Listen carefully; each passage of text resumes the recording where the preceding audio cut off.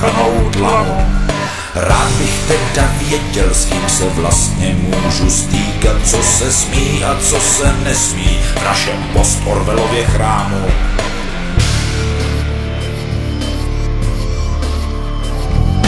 Otiskni už směrnice, ať konečně je jasný, jak by měli sborem pečet spacifikovaný ovce.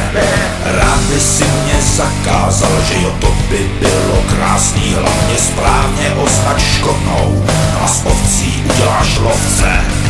Všichni ti zatleskaj, když to do nich napereš, když 100krát zopakuješ lež.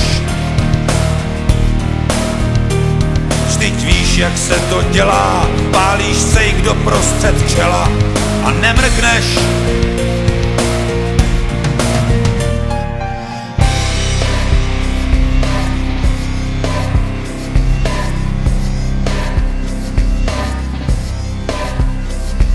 Myslím, že bys rád ještě smazal slovo národ, tak si sežeň nějaký štětky a hnědou barvou to natři. Zakaž mi to téma, kor když je národ marot, jen plivej tam, kde stojím já, a se mnou všichni mí bratři a sestři. A co bys ještě chtěl, mám teda přestat radši zpívat věta z osvědčený trumfy, mesiáš, boháč a nácek.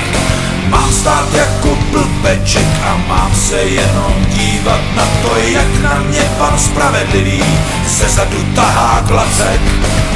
Rozpoutej hon a vkládej mezi řádky strach, pořádně zatrup na poplach. Krásně se to běží, když mi pořád visíš jako klíště na patách.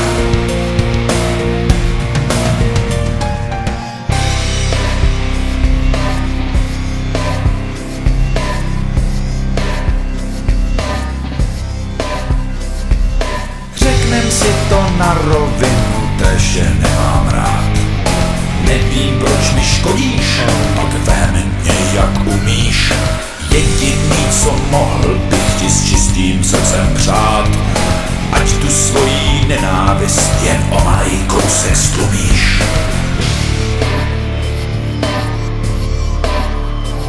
Jsi samozřejmě chytřejší a dokonalá bytost, rozumí tvé potřebě, říkat nám, kdo je tu špatný. Chceš, abych jenom klečel a furt projevoval lítost, fajn, můžeš kvičet hlasitejc a bude ti to prd platný. Vidím tvoje štěstí, kdybych náhle o ně měl, nebo bych hubou v zemi ryl.